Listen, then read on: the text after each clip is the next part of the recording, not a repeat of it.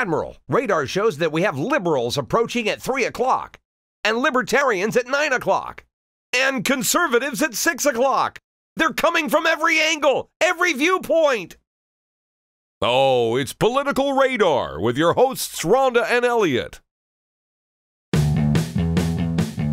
Hey, all you political junkies. Welcome to Political Radar, the best 30 minutes of uncensored, unscripted political talk you will hear all day long. This is Political Junkie Prime. Political Junkie number 0. My name's Elliot. Erik Hoyer here, Supervisor from District 4. Thank you so much for joining us today, Erik Hoyer. Talking about the county. Oh, let's get to that. There's a lot going on. It's kind of a hot mess right now, isn't it? Yeah. A little bit? Hard to say. So you want to jump into your article right away? Or you got yeah, something else? okay, and this involves the county because it's a county park. Fonferek Glen, which is a beautiful park. I've been there probably 3 times hiking. It's a great place to hike. It's very aesthetically pleasing, but it's very dangerous. And I think what's interesting is that the front page of the paper today, the Press Gazette, our local paper, has that drinking and pot are causing problems at County Park. How about people fucking dying at this park? Let's talk about that because there's been maybe How do you 2 really people? feel? I mean, how many other county parks are people dying in? And now we're talking about the pot smoking? You want to expand on that? Oh, I'd love to. I mean, the fact of the matter is that with any of these parks, with any of these sorts of situations, we as a legislature are only as good as the information we get. And apparently at some point, the park director came to the Ed and Rec Committee and said, hey, we're having these problems. Now, if historically there has been deaths, I mean, that's alarming. That's surprising. But it's not so much as being out of the loop. It's just not having an awareness of these sorts of things. Once a talented and delightful constituent comes to me and says, you know, Erik, I'm really concerned about all the dying happening at this park. Am I the talented and what did you say? Moving on. Delightful and talented. Then I can sort of go to the park director and say, hey, while these issues have been raised as concerns, there are some other deeper concerns in terms of safety or guardrails that need to be instituted. And, you know, I can put a communication into that. For me, if I could just go to the park myself, which I'm going to after hearing about all the exciting things happening there, no, it sounds lovely to see a waterfall in our area, all those sorts of things. I've not been to that particular park, but to go and see it, I would see a different thing. I would see, you know, opportunity and, hey, I'm not as limited, but I'm not with child or a child myself. So, you know, I know to take care of that. So when a constituent comes to me and says, hey, this is when it works. You know, this park is in the consciousness because of this issue that was raised, but I have a different issue. Let's move forward with it. Well, it says right here that there's no money from the county to actually, I guess, put another park ranger out there. And that's an issue. And they believe that this drinking and this marijuana smoking is just so, you know, it's devastating, obviously, to some people. But this looks to be like where they're going to focus. It doesn't sound like they're focusing on safety. Well, I think we could draw it into the conversation, and I think it's important that we do so. You know, the fact of the matter is that obviously if we get this out of the park, then no teens will ever do these things ever again. I mean, give me a break. That would be amazing. You would be amazing if you could make that happen. Certainly. You got to put that quote in the show notes, man. Certainly a gate to try to eliminate traffic in and out, closing, those sorts of things. But when when one of our directors comes to us and says, we have this problem and we don't have money to fix it, well, then it's our job to either find that money or to come up with more innovative solutions to solve this issue. Now, I'm wondering about the people that actually sign the tax pledge at the county level would be interested in maybe possibly changing their stance on that in order to fund things like, oh, I don't know, a park ranger so that people aren't drinking and smoking marijuana and dying. Well, certainly. And in terms of monitoring the parks that we do have at night, I mean, this is, you know, we're looking at, you know, a budget that's skin tight. And we admit that. And so then... But can we be very transparent and say you did not sign the tax pledge?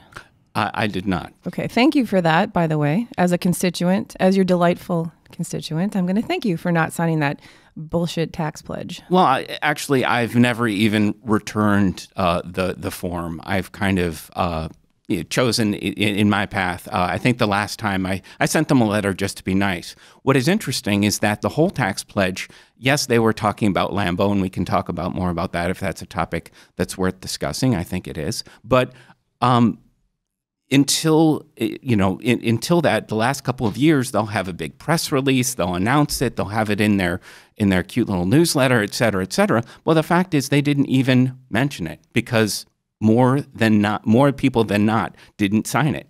So in terms of constituents, it wasn't a single issue that someone could vote on saying, I have these two people running, this person says this person says that. They didn't even bother. So few people filled in the tax pledge. I'm glad to hear that. Well, okay. So the spirit of the tax pledge is that if you're going to raise expenditures somewhere, you're going to cut from somewhere else. That's the spirit of it.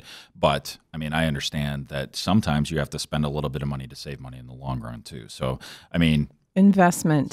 So I think that pledge is a little oversimplified. Maybe they should revise that. Or maybe they should get rid of it. Or maybe, I mean, one aspect of the tax pledge is that we wouldn't extend the Lambeau tax. Yeah. We never had the right to do that. That's silly. That is just, someone signs that, they're signing something that just isn't true. They're signing something that isn't even feasible. We as a board didn't have control over that. Everything that happened with the Lambeau tax, once we had the results from the referendum back in the turn of the century, it was out of our hands. Yeah. And it's political. It's extremely completely political. It makes you look like one of the things, and it's interesting. I know you've mentioned Alderman Vanderleest talking about returning the money, the city tax money. Well, we do have $4.3 million, which is our portion of the tax refund for the county, but we have it in a very specific. It's tied to investment at the Veterans Memorial area. So Resch Center, Shopko Hall, and of course And who made that decision? That was at the state legislature. Yeah. Okay. And what's interesting is that regardless of our feelings about that, the fact of the matter is that they could have just said, yeah, we'll get that back to you at some point. That money was going to go to the state. And so without that legislation, sending it back to the municipalities, it could have been tied up in the state for years. It's going to be tied up in the city council for years. Right, but at least we feel some measure of control about it. So I want to loop back real quick. No, yeah, totally good. I mean, those are things we want to talk about for sure. I want to loop back to this park thing. So when we talk about a park ranger, do all the other county parks have park rangers? What's the situation with that? We have a relatively limited park ranger service. Mostly they are there as education and to do work. We don't have that necessarily that level of enforcement, and that's pretty common in county parks. The park rangers are there for educational purposes and for doing work to make sure the paths are cleared. So like Barkhausen, they have park rangers. Yes, they're Bat Crazy, who's now kind of acting director of parks. He started at Barkhausen, and so that was that's somewhere where we have someone, but their goal there isn't to write tickets or to, make sure there aren't, rapscallions doing ne'er-do-wells and, whatnot, teenagers in the parking lot. So somehow, though, this seems to be something that has to be dealt with and addressed somehow. Well, the situation that has been mentioned. So yes, we do need to address it. And the fact is that I'm glad that we're talking about this at the same time that we're talking about the fact that we're going to get some more parking here, because this sounds like a very used park. And so certainly, what I'm moved by is data-driven decisions, whether it be how many people are visiting, how many people have died. Honestly, somebody actually just died just a couple of years ago, but there was actually a man recently that actually fell and is seriously injured. Just recently, like in the last couple of weeks. Okay, but at some point you have to put a dollar value on safety, right?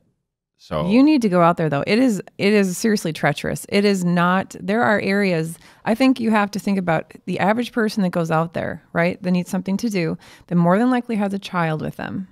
how is it worth it to you to actually not you need to rope off some areas to make sure that you are serving the public. You're giving them a place to go. It's beautiful, but I hike a lot, and I have been to many places, and I'm not afraid of much when it comes to that. But if the ground is wet, if it's giving away, it's very rocky. It's a very dangerous part. Well, my commitment to our dedicated political radar listeners is to take Max and check this dangerous, be very careful though. It is. I mean, there are areas there that people should not have access to those areas. And so having been on the county board for long enough, what we do is we sell it as, liabilities, insurance, potential lawsuits. Unfortunately, those are the things that unilaterally speak to everyone. That drives everything. And and let's be clear, you can still go to this park and have an amazing time and see the beauty. And not die.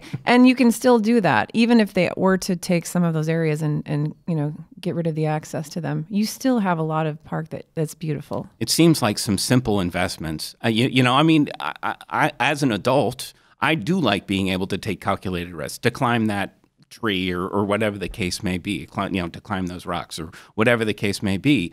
I'm not really sure how that lands in terms of having a roped off world. I like them. So speaking of overstated danger that could be fixed with some simple cost limited remedies, let's talk about windmills. Oh. Wow, that's like transition of the century. So I'm working on it. My approach to this particular issue, and I've been aware of this issue for over 20 years. I first became aware of it when I first started teaching, and I've always taught environmental science. And so this issue of wind turbine syndrome, heard about cases in other places. So, sorry, I don't want to cut you off, but if you could just backtrack and fill in a little bit of the background on that. There are those that live in and around Glenmore, the area where the Shirley Wind Farm is, and they indicate that they are suffering a variety of different issues: lack of sleep, headaches, nausea, vertigo, a number of different issues. And what they are indicating, they've indicated that is a result of the wind turbines. They say that the wind turbines are of a particular size. They create a particular infrasound, which is causing that in themselves. So when we look at this issue, it's not like this is the first time people have had complaints. So the science that I've read indicated that there might be some connection. Now, putting together a lot of different research that says there might be some connection is not the same as saying that there is a connection. And this was the issue that Chua was wrestling with. The science, And can we tell people that are listening who this person was you just referenced? Chua Zhang was our health director for a little over, for almost 2 years. And essentially, she had been tasked by the Board of Health to review all of this research and make a statement declaring that wind turbines are a health hazard. And essentially, she did so, and the results of her doing this was saying that there wasn't strong enough correlation between the wind farm, between those impacts. Now, it's not just, of course, we all understand that different people have different tolerances for things. Some people get car sick. Some people, there are these differences. I like to joke that, if someone in this 5-mile radius thinks about vaping, my wife starts having an asthma attack, I could do the bell and run with a cigarette in both hands. It's just the way, we're different. We're built differently. But the fact is that scientific correlation, what I look for as a scientist, I have a PhD and a master's degree in the scientific world. So I've read a lot of research, and I'm one of the only people, they give us these big stacks of information. And so for a lot, I think it's a war of attrition. It's perseverance and persistence. And I'm not saying I blame them for being that. But what we really need to look at, who I trust, is the professional organizations. Why is it that the American Association of Audiologists or others haven't made this connection? I've even reached out to scientists who say, yeah, there might be some evidence, but yeah. They're saying this. the ones with the PhDs in this area. That's how, one of the things about being a scientist is actually knowing who to trust. Do I know that, take something like climate change. Do I know that much more than anyone else about climate change? Well, yeah, I probably understand the carbon cycle a lot better than most. I understand some of the different issues and whatnot. But the fact that the, Science magazine, the American Academy of Science, this stodgy-ass institution, says, you know what, this is real and we're doing it. Well, that means a lot more to me than Sean Hannity. I'm sorry, Who? Whoever. Who's Sean Hannity? So I knowing that you are bringing scientists into the fold to discuss this, do you think that that's enough in terms of the liability issues that you mentioned before? Well, I think in terms of liability, this is, even though this may be here, this may be the impact, this may be, these turbines might be having a nuisance impact on these individuals. And, for them, it's their lives. For them, it's their reality. Some have moved from their homes. That is a risk that I'm willing to take in order to be thoughtful and approach it as a scientist. But that's my background. That's what I bring to this office. We all bring different things to this office. That's what I bring to this office. So I am reading through all the information. I am trying to get a bigger picture of it. And the individuals that are involved in this, the most vocal ones, are extremely well prepared, extremely well versed in all these issues. And so as we kind of, move forward, it's trying to sort of see, it's trying to separate that. In my experience, there are people that say, oh, it's all in their head, and there's people that says it's all this. And in my experience, it's got to be somewhere in the middle. I'm sorry, but the fact is that it can't all, it's just somewhere in the middle. Right now, the public, the area that's watching this story, they believe that Guy Zima, who's a supervisor as well, he's on the city council and he's on the county board. According to our local media, aside from us, the poster child for this situation is Alderman and County Supervisor Guy Zima. So how can you, I guess, I don't know, is it a media thing? Is it a press thing? Is it something that, you have an interesting message and it's very different than what we're reading, what we're seeing, what we're hearing from our media? Do you believe that you can actually do exactly what you say you're going to be doing and actually have an impact? Are you going to be able to, I guess, bypass what his direction that he's taking this? Well, I think in essence, what we're trying to do is merge those two different things. I mean, don't get me wrong. Guy can get things done. The mental health initiatives of last year, that was sheer force of will, and that was Guy all the way. I mean, yes, I was the co-chair or the vice chair, but you know what? That was someone who was not willing to take no for an answer. Does he listen to you on this issue? We haven't really talked on this issue, but what's interesting is that if we look at what he's asking us to do, first of all, we do not have the authority to take back a health director's proclamation. The fact of the matter is that the people that insisted that the health director make this proclamation are now the ones asking us to override it. They could have very easily just lived without that proclamation, but they insist on having this proclamation, having it say that they're connected, and apparently, I'm not sure why, to give them more juice in some sort of a suit. We're not going to co-file on a suit. Is he telling people that that's possible? It feels like that's what he's saying. Well, one of the communications is to ask us to completely just change that. The other was asking for insight. The other communication was asking for insight into how the health department deals with wind farm and wind turbine related complaints. And that was something that was cleared up in our Human Services Committee. And so the person went to the whole board and did these were just thoughts from the, communications from the public. We begin every meeting with them. And essentially, having been on the board for as long as he has, this is an issue that isn't going away. This is an issue that hasn't had any traction. What I proposed back in February, I was really concerned about the direction of the health board. And obviously, it was well concerned because tensions, amongst other things, tensions between the health board and the health director. Now we don't have we have an interim health director, but that obviously is something that is concerning. The fact of the matter is that is it really the health board that is pushing this agenda, or is it a few very involved, very persistent citizens? Now, if they were well informed, we'd call them a lobbyist or a political action committee. No, they're just they're a nonprofit. They're an organization, a nonprofit. Who are they? Can we say who they are? The Brown County Responsible Wind Farm. There's a That's the group of people that you're referring to right now. Right. That's the people that kind of represent those that are suffering. And they're very vocal. What's interesting is they're not the ones that are impacted themselves. They kind of speak on behalf of those. And in terms of getting a number of how many people are impacted, how is this impact recorded? Okay, we have all that. We don't have any doctors, physicians saying, hey, this is a real issue. This is impacting this person.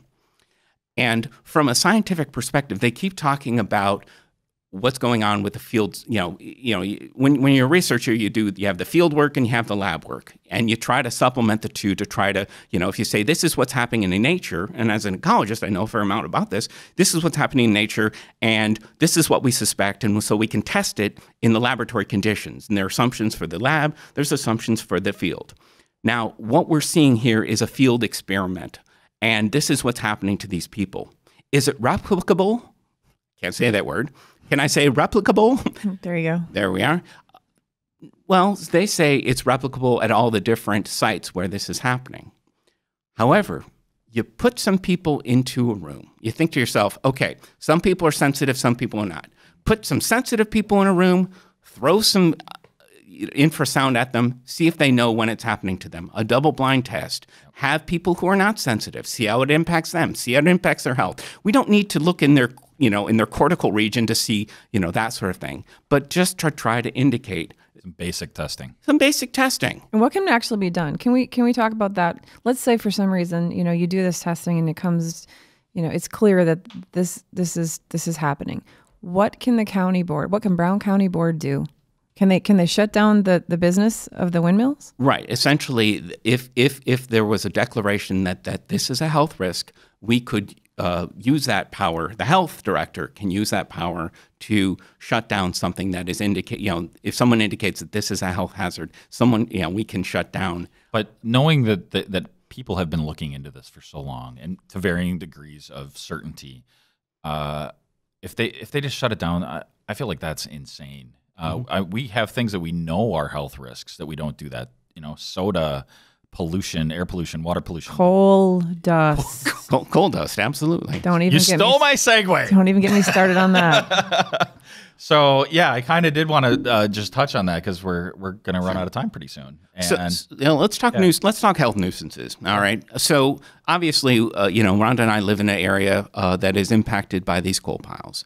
And what has happened in other communities like Chicago is they've required them to actually cover up. They had to move them and they had to cover them so they wouldn't impact. Now, the nature of that has to do with the type of coal. Different coal has different impact. Different coal comes from different sources. If bituminous from the others, there's different types of coal, and the dust from them from different types of coal can be more or less dangerous. So, I go visit C. Rice, and they're like, "Oh, none of the dangerous coal here," and that's okay. What can I do? I asked the health director for some testing in our area. No, we don't have time or money for that. Okay. What does something like that cost? I don't remember the exact amounts, but it didn't, $10,000 maybe. But what do they need to test? Basically to test the air, to kind of put a probe in the air, collect dust. First of all, see how much dust, and second of all, see what type of dust. If we're just depending them on them to self-report saying this is the type of coal we have, it's not, it's a nuisance. It makes your house look pretty, but it's not going to cause you cancer. Well, that is the extent of our legal authority. This is a state statute that is really They just need to have a plan, and they have a plan. They spray them down with a hose. I've seen all their, they have, a technique, and they have devices to try to minimize it. It's not working well. I can write my name on the back of my house in coal dust right now. Well, and unfortunately, what happens is it comes up, you hear a few complaints, but you just don't have that persistence in terms of it as a nuisance, in terms of it as an issue. Now, one of the things, Sanimax is another issue that's kind of come up. That's another situation where, essentially it's a state authority, but we're just trying to be good neighbors, have good relationships with that. The data we have are things like the verified and unverified odor complaints. These are things that this is the information that we have. So according to that, at least that has been, there was a real peak about 3 years ago, and it has sort of declined since then. Well, I think that there's people move and people get sick of complaining, and I think it's very unclear to whom they are supposed to complain and who they should talk to about this stuff. Absolutely. So when we talk about verified complaints, I looked, I went to the county website. I'm like, this is not very clear. This is where I would go to complain, and it is an odor, but you could take off for work. You have your life. You're busy. How much time should a citizen use when to me that's just a common sense problem. We know we have that. Right. You can drive down 41. Anyone can drive down 41, and you'll routinely pick up on that odor. Sure. I do want to clarify one thing. Scott Williams in his talk talked about the license. Now, the application for the license was put in 2014. They filled in Sanimax filled in the renewal paperwork in 2014, even though their license was up in 2015. It is in fact the state which hasn't addressed this particular, because they consider them a low pollution, a low polluter compared to some of their high polluters. So it's not as much of a priority. But fortunately, Scott did mention this, and that is one of the reasons why we'll more than likely have some sort of a public hearing. We'll try to get some information about that so people can talk about that. In the meantime, I'm trying to sort of nurture a relationship with Sanimax to try to encourage them to come to our meetings and go from there. So we're all real clear and transparent. But the state's basically saying they don't have to listen to you.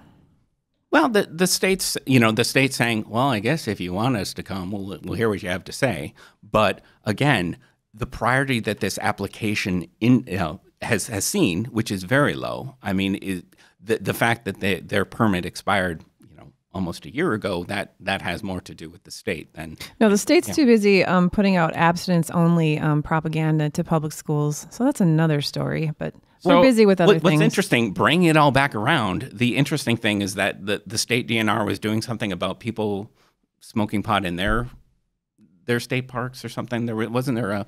They indicated how many people were, those were the sorts of arrests that were being made at the state parks.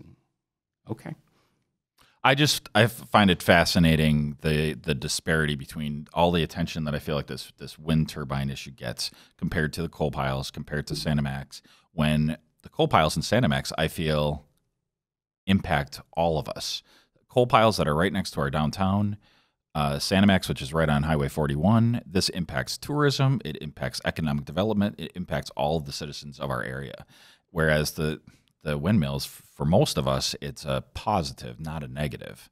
So, and I'm not saying that we shouldn't investigate or look into the wind turbine situation, but the amount of attention that gets, I feel, is disproportionate.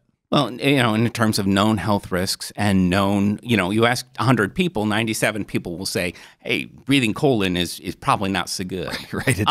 It's become common sense. Right. But the fact is that just for the possibility, and that's science. Science has to allow for the possibility. What if they are right? What if this is really an issue? How does that get traction? How do we encourage doctors, physicians to take this seriously? Or my problem with it is what they're asking us to do is to set the policy, and then the science will catch up and the public policy will catch up. And others, like others are going to look at our county and say, hey, their director of health said this is a problem. So now we can say it's a problem. But until you have a doctor come forward in front of the county board, nothing's ever going to happen. Right, absolutely. Whether it be a research scientist who's willing to say conclusively, which most aren't. That's just the nature of science. We it's heuristic. We just try to discover the world. We try to learn more about it, but usually we end up at getting more questions than answers. But even some of these people that are complaining that live out by the wind farm, none of their doctors have come forward and said, this is my patient, this is the problem they're having. We have not seen that, right? Right, because it's a syndrome of sorts. It's a collection of things, and yes, they've tried to specify exactly, these things with the inner ear, cortisol levels. But you know what? If I didn't like them, if I had an attitude against them, each day waking up and looking out and seeing these things, that's going to be stressful to me. So placebo effect. Well, to some degree. For some people, that has to be it. Again, with this whole dichotomy between saying it's all in their head and it's all the wind turbines, it's got to be somewhere in the middle. And the fact is that if those that are saying it's only wind turbines actually admit that there is stress involved, to be truthful, they're stirring the pot in a weird way. If you think about, say you hear a noise at night when you're sleeping, okay? And, your heater goes on and there's a makes a thumping noise, okay? Partner's next to you sleeping, so you wake them up. Can you sleep through the noise? Absolutely. You woke them up, you're stressing them out, now they're pissed at you. And now they can't sleep because all they can hear is that damn clicking. Right. Yes, you need to get your heater fixed, but So there's a domino effect. So we're out of time. Oh my! Thank you for coming, Eric. Absolutely. Thanks, Eric. Very great discussion. So if you want to check out our show notes for this episode, you can go to politicalradar.com/10. You can find other episodes there. And you can also find ways to follow the podcast. You can get it automatically downloaded to your phone on Android, on iOS. There's buttons right there. And you can follow it on YouTube where you'll see some of the shots that Jacob takes while we're recording. And if you want to get in contact with me, I'm on Facebook, Elliot Christensen on Facebook, and I'm Elliot, Elliot, on Twitter. And Rhonda? I'm on Facebook, and I'm also on Twitter at Sitnacow. And Eric, if somebody wants to get in touch with you, what's the best way, my private email, ewhoyer@hotmail.com, phones 920-366-1396. And I have if you go to the county website, it's Hoyer_EW at co.brown.weird, blah, blah, blah, a complicated one. Right. Okay. I think that's a wrap. Thank you much. If you enjoyed this episode of Political Radar, please share it with your friends on Facebook and Twitter. Even better, submit a show review to iTunes or Stitcher. To listen to other episodes of Political Radar, please visit politicalradar.com/episodes. To support our podcast, please visit our sponsors who make the show possible. You can do this by visiting politicalradar.com/sponsors. Thanks for listening to Political Radar. To ensure that you never miss an episode, subscribe on iTunes or your favorite podcast app. To stay up to date, visit politicalradar.com or connect with us on Facebook or Twitter. This episode of Political Radar is brought to you by ReleaseWire. ReleaseWire is a powerful media engagement service connecting businesses to journalists and bloggers. If you need to get the word out about your business, ReleaseWire is an effective and affordable way to reach journalists and bloggers who are truly interested. And we have a special offer for you today. Submit your first on-demand press release with ReleaseWire and save 25% by entering the discount code PoliticalRadar. That's Political Radar. ReleaseWire, from release to results. Political Radar is a proud member of the Newsmakers Podcast Network, an ever-growing network of podcasts covering a wide range of topics. Check them out at npcn.tv.